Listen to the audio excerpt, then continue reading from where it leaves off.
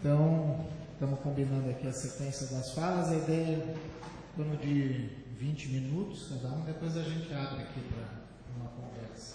Vamos passar aqui para o Antônio. O Antônio já nos brindou aqui com um livro para a biblioteca da escola. A gente já agradece, é fruto de uma reflexão que ele vem fazendo sobre futebol e relação de consumo, que ele vai ter a oportunidade também de contar um pouco essa trajetória para nós. Obrigado, Caran. Agradeço o convite do GES estar aqui com vocês hoje nessa tarde. Saúdo meus colegas aqui da mesa, todos que vieram aqui hoje, né? E quero dizer o seguinte, na verdade, antes de mais nada, eu gostaria de compartilhar com vocês a razão pela qual eu acabei escrevendo esse livro, Futebol e Relação de Consumo. Eu estava até comentando com o Caran, agora há poucos minutos. Né? Eu sou um ex-torcedor do Palmeiras. Está aqui o meu colega, Luiz Roberto de Paula, que continua torcendo até hoje. Mas eu nunca tinha visto o meu time ser campeão, assim, numa idade razoável, porque a última vez que o Palmeiras tinha ganhado algum título tinha sido o vice-campeonato brasileiro, acho que 78, eu era criança. E passei toda a minha infância e a minha adolescência sofrendo a gozação dos corintianos.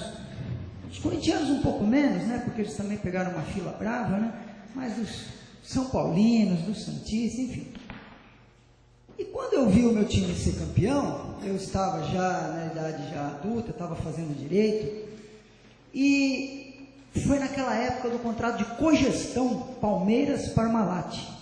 Alguns de vocês devem lembrar, os que são um pouquinho mais velhos, quem tem acho que acima de 30 anos, acho que já dá para lembrar, né? Aquele contrato para mim foi realmente, e não foi só para mim, depois eu fui pesquisar e verifiquei que de fato aquele contrato ele é um paradigma na história do futebol brasileiro. Porque aquele contrato ele foi muito além dos contratos tradicionais de patrocínio que se faziam e que ainda se faz até hoje. O contrato de cogestão, na verdade, foi uma associação entre o Palmeiras e essa multinacional Parmalat, através da qual a Parmalat adquiriu os jogadores eram dela, Evair, Roberto Carlos, a base da seleção brasileira, né? O Edilson, enfim, muita gente. Eles compravam, a empresa comprava o jogador, eles contrataram o José Carlos Brunoro, que foi técnico de vôlei, né, da seleção de vôlei, para ser o diretor de futebol do time, e a empresa pagava o salário do diretor de futebol do time, e isso deu ótimos resultados. O Palmeiras foi campeão brasileiro, bicampeão brasileiro, acho que tricampeão paulista, foi campeão das Libertadores, vice-campeão do mundo, campeão das Libertadores, fora as outras copinhas menores, outros títulos que ele arrebanhou. Aí já... Veja,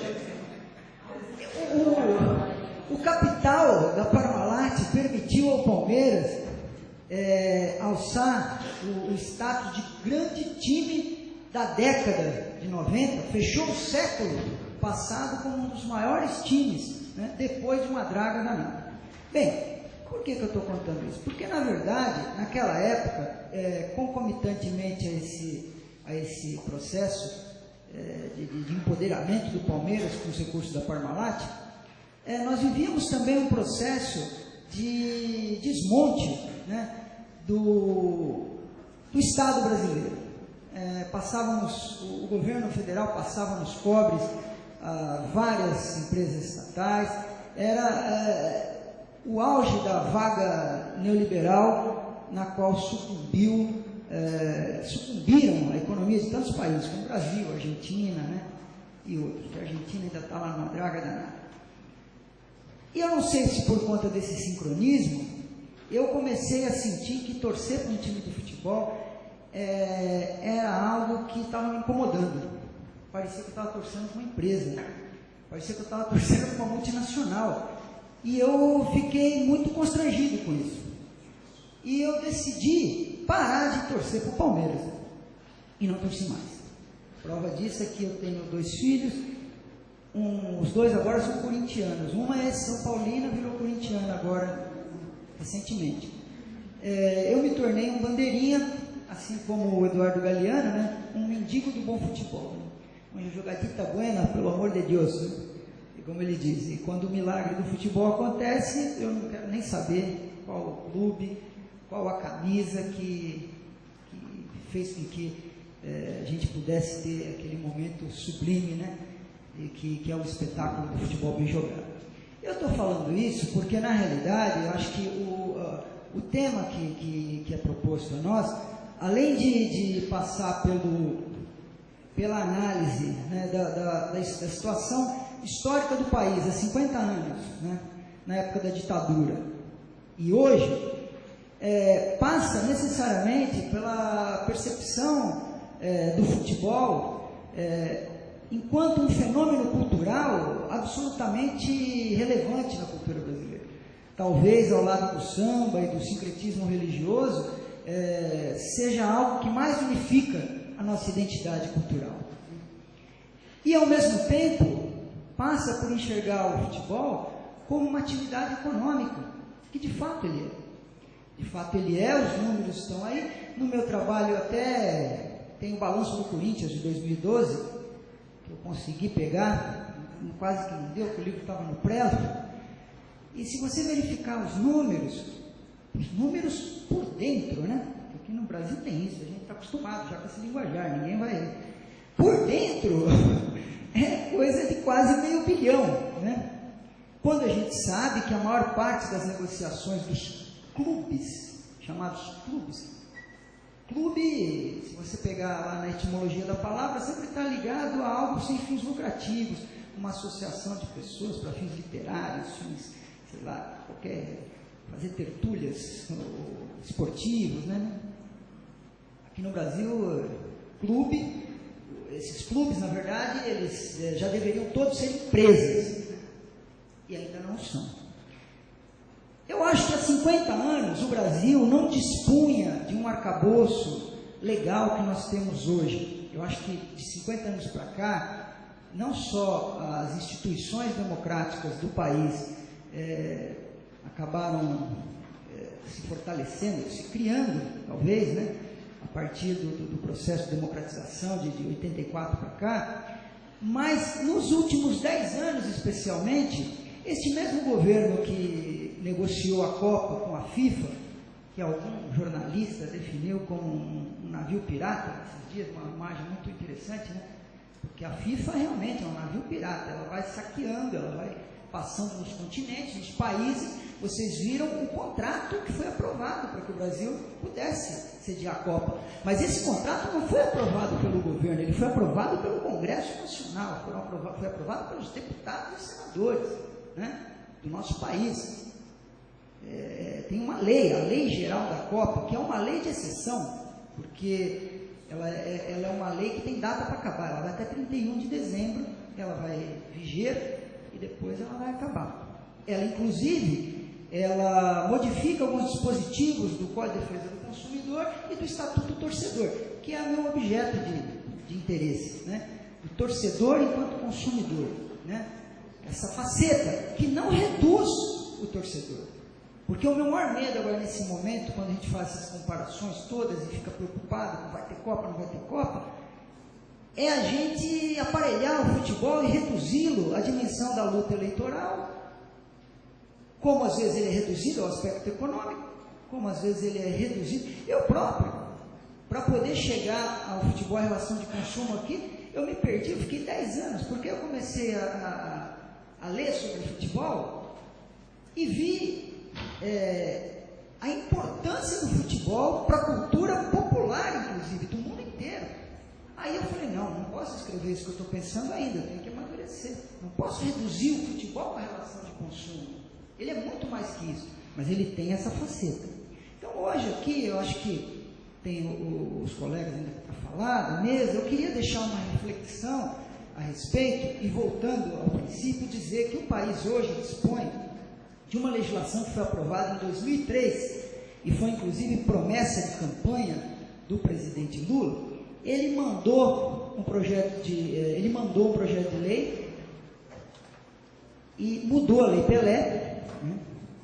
Alterou a Lei Pelé para que a exploração comercial do futebol seja reconhecida como atividade econômica, e ela deu para os clubes a opção de se constituírem como empresa ou contratarem uma empresa para cuidar da parte comercial, né? Enfim, a lei está aí, poucos clubes optaram, né? Eu acho engraçado que o liberalismo brasileiro é de fachada, né? Todo mundo quer ganhar dinheiro, quer empreender, mas não quer sair das tetas do Estado, seja para mamar em recursos públicos. Por exemplo, os clubes brasileiros são os maiores devedores de INSS e de fundo de garantia do país. E sabe o que nós fazemos através do governo? O governo cria essas loterias, essas lotomanias, essas coisas, para arrecadar dinheiro. Metade desse dinheiro arrecadado, o governo fica com ele a título de pagamento das dívidas do fundo de garantia. Olha que bom, você tem um credor que viabiliza, né, a captação de recursos para você pagá-lo. Então veja, a lei está aí. Encerrando, então, eu queria dizer assim, nós temos um arcabouço legal, temos a mudança da Lei Pelé e o Estatuto de Defesa do Torcedor. Que esses dois dispositivos que estão vigentes, todavia falta coragem da sociedade mesmo, dos políticos, que os políticos não vêm do espaço, eles saem do nosso meio, né? Falta coragem para enfrentar e enquadrar os clubes à legislação vigente. Porque nós também obriga o clube a assumir a sua responsabilidade enquanto empreendedor, enquanto fornecedor de um serviço, que é o espetáculo de futebol.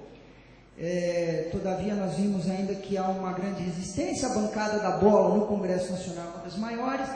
Este problema não é culpa do governo federal, não é culpa do governo estadual, esse problema é um problema grave, é um problema político que começa na várzea.